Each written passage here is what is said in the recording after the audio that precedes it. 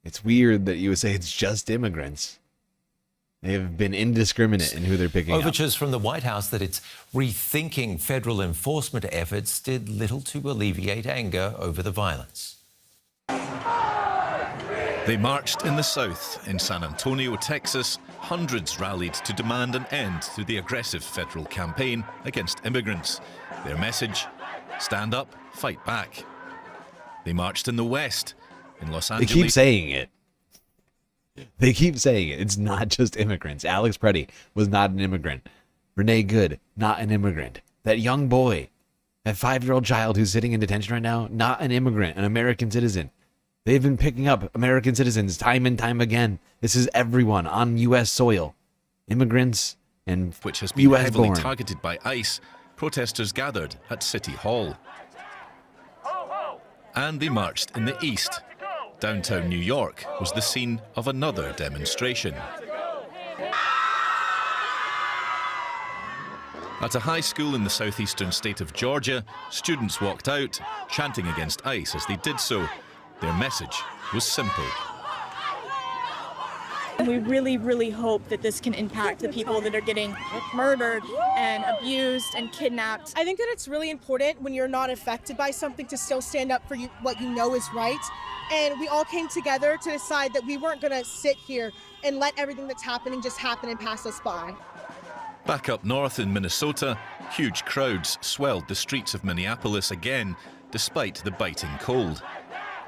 And protesters were given a boost by a new song, dedicated to them by a musician who's long styled himself as the champion of the underdog in America. And he says he's not being subtle in his message. Nuance is wonderful, but sometimes you have to kick them in the teeth.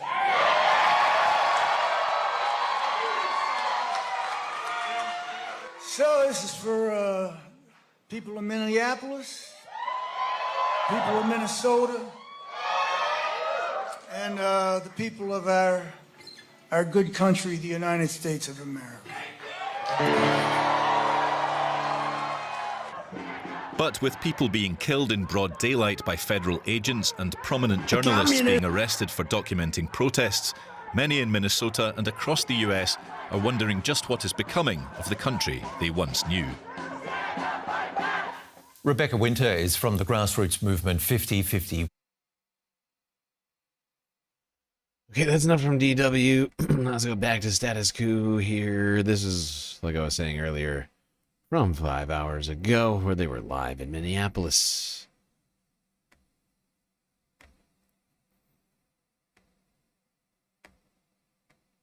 I said if we don't get it, if we don't get it, shut it down. Shut it down! Shut it down! Shut it down! Shut it down! Shut it down! Shut it down! Shut it down! Shut it down!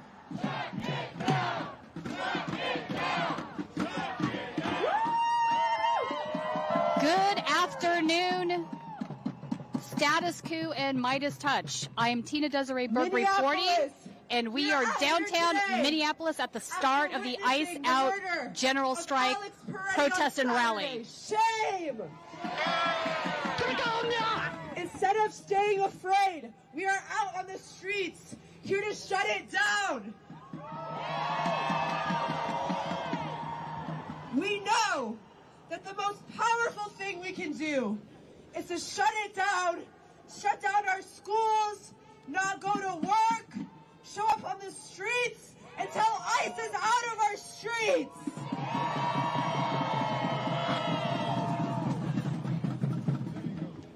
We have our first speaker, Zay, who's a part of the Black Student Union at the University of Minnesota. Make some noise.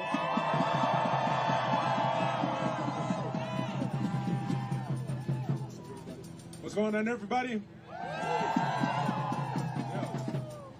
I first want to thank everyone in attendance for being here.